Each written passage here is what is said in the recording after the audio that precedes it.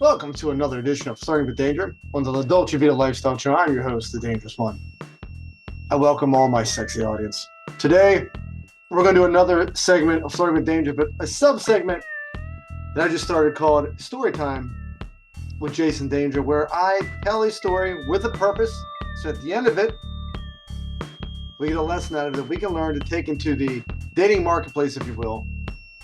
Lessons from the trenches, of the front lines of dating that should help you in your own life, for women, for men, for all of us, to make the world a better place, to bridge the gap between men and women, and to generally have a better time.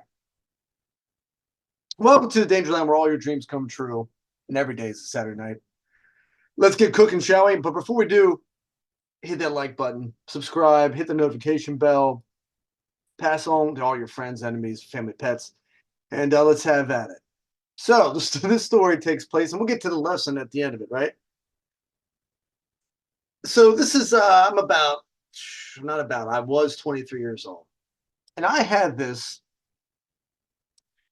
young lady who was same age at the time that I was digging big time. Okay, I was into her, no doubt about it. And problem was, I think she knew I was into her. Now I was a young man. I had some game at this point. I was evolved enough to have some game, but far from evolved enough at this point. So she had a bit of an advantage in that she knew she was leaving in like 2 months. Okay, I knew that she was leaving too. She knew that I knew that she was leaving in 2 months. And so I guess she had some catching up to do. Point is, let me give you a little backstory real quick, and that way you know the dynamics, and then we'll get into it. So I had met her, like, say, in January. We were kind of dating, but nothing was ever made official because, again, she's leaving. So why are we going to go through all that, right? But it was definitely a mutual attraction. I would say that she had feelings for me at this point. Let's say right around beginning of summer. This is typically when it takes place. Springtime's coming, all right, and she knows she's leaving and she wants to have fun during the summer. I think she thought it was getting a little bit too close. I didn't need any official title. I didn't need anything. Didn't know where this was going. We're getting to the point where, and this is very predictable, if you've done a lot of dating, you kind of know in these sort of contexts, women will test you. And if there's no label to it, they might pretend like you're chasing them to get you to behave a certain way, all sorts of weird shit. No one really understands why they do this.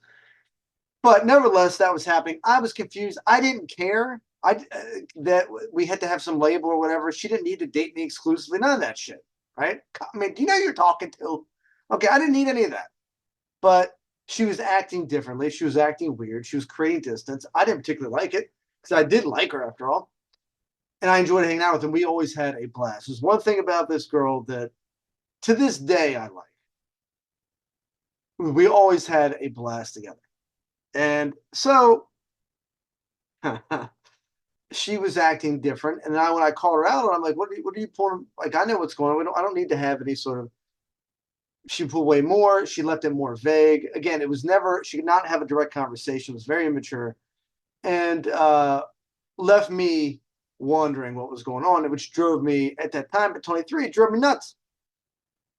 And so I was I was upset about this. And of course, at that point, most guys want to figure out what's going on, so they'll push more. And I started to do that a little bit. And I was like, no, no, no. I will not do that. I know that I get nothing from pushing too hard. Nothing's going to come of that. That would be foolish. I'm just going to play it cool. It's not like I don't have any other options. I'll play it cool, whatever. And I don't remember what the sequence was, but I remember I was trying to hang out with her one week, and this was like in July. And she couldn't hang out with me, or we had plans that she had to drop out of it, something like that. I'm like, all right, well, what's the deal? She's like, well, I'm going to go see my friends in Ocean City. Right? It's a beach in Maryland. Oh, you're going to go see your friends in Ocean City. Your friends. All right, I see where this is going. Well, what does that mean? All right, well, again, I can't say anything, right? I know the game. If I start inquiring, if I start pushing her in any way, shape, or form, that doesn't do me any good. It sucks. I'll just have to suck it up. So I'm like, huh. Now, I think most guys would have shot themselves in the foot. I think most guys would have gone chasing after her, gotten angry, gotten upset with her. And I was upset. I just, she wasn't going to know it. And I mean, she knew that I was at some level, but I was not going to give her the satisfaction. So it was obviously some gameswomanship being played here at this point. So, what did I do? I said, okay, she's gonna leave me here, sitting here all alone all weekend. Because I remember I going down to my parents' house and no one was there because I was living in Baltimore and she was my parents had gone to the beach, but Myrtle Beach, like South Carolina. And I said, well, am I gonna sit here all weekend? I mean, it's not like I don't have options. I was really bummed out about this. Really. It was like, oh, I could have sat there. I could have dwelled on it all weekend. I could have been really upset.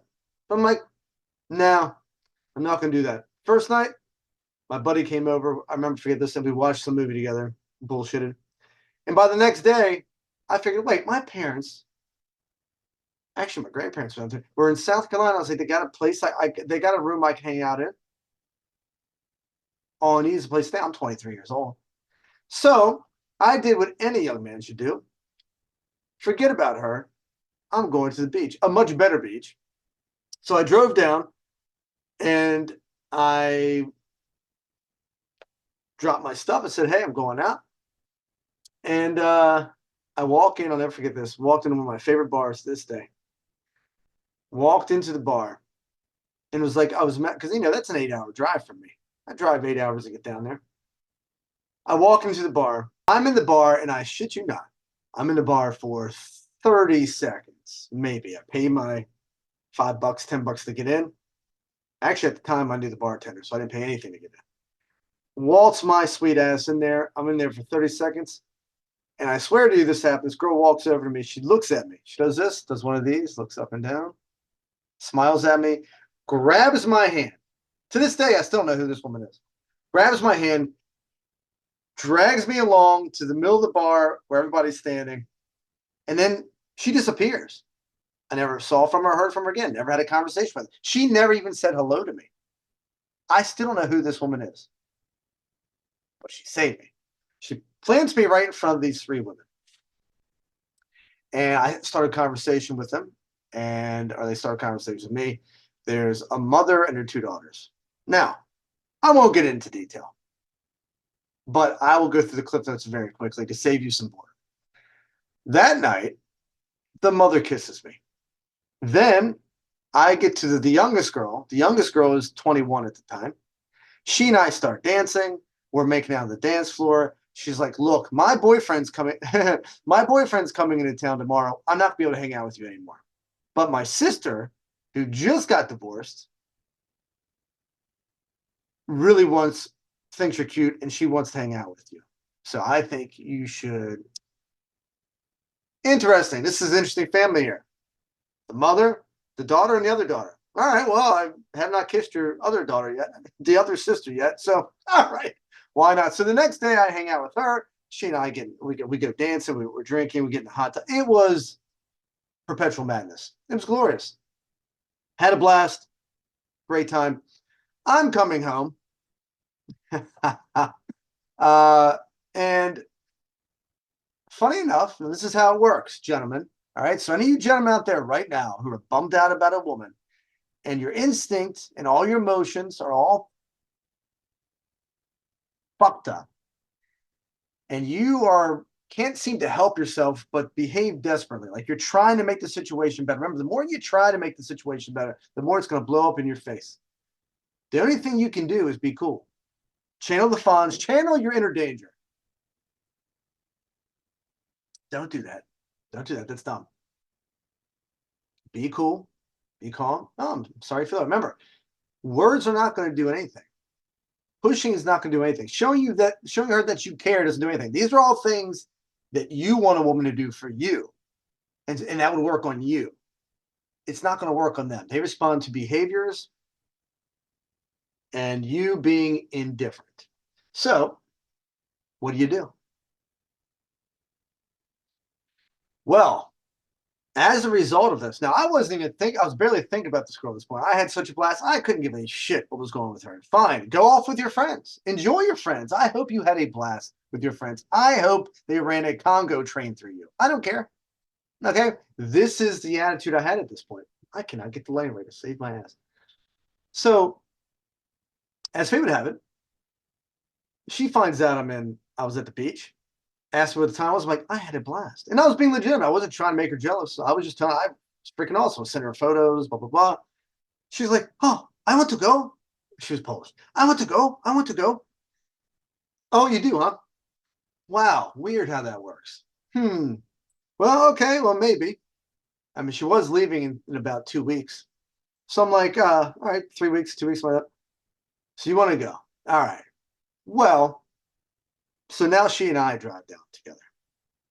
And I promise you, whatever time she had with her friends the weekend before, it paled greatly in comparison to the shenanigans we got in down there together. And in her words, it was magic. And it was magic. It was one of the best times, particularly up to that time in my life, that I'd ever had. I still think about it. It was just this really magical. You know, you have these times, it's really hard to explain, but they're magical to you. Maybe it's the timing in your life, maybe it's your age, maybe it's all those things kind of coming together. Maybe it's like because everything was up and down, and then suddenly we have this magic moment together where we're just alone and there's no other distractions. And it was literally felt magical. And those one of those things that sticks in a young man's soul for a long time. And it was freaking magic. So she comes back. That was one of those things where it created a bond. And to this day, I'm still friends with her. Point is, the lesson to be learned here. She came back, she left the country. But that stuck with me, that stuck with her. We've been friends ever since. Great thing. The point is, it wasn't to make her jealous, gentlemen. The point wasn't for me to go out and do that. My point was that okay, you would rather hang out with your friends than that. That's okay. I'm not a needy man. I'm not desperate. I don't need you. I want you. I want to hang out with you. It's great. We have a great time. I think you know that. But if not, I'm going to have a good time regardless. You're welcome to jump on the danger train anytime you like, but it's going in this direction. And if you don't want to go on that train, then you've got friends. Obviously, you have friends. Go do your thing. But I'm not going to sit around and think about you. If you think that you're going to cross my mind some more, I got things to do also. And so, but because of that attitude, because I just didn't sit around, because I'm like, all right, what's the next best thing? What's next? All right, next. She's not up. Next batter. Let's go. And because I had that attitude, I had a crazy time at the beach that weekend. It was spontaneous. It was a blast. I met a lot of people. I went through an entire family. That was fun. And then guess what happened? As a result of that, the other girl came back around anyway. And then we had a great time. Whereas if you're going to be a dopey about it and you're going to be desperate, you're going to be adding pressure. Oh, where's this going? I need a label, blah, blah, blah. Yeah, it sucked for me. It sucked for me what was going on, for sure. But I did the only play I could make, which was next, let's rock. And the lesson story is women do not respond to men that put pressure because it makes it look like you're desperate. And the best play you can have is to be as indifferent as humanly possible. Sometimes it's difficult, but you know how you get over it? Same way.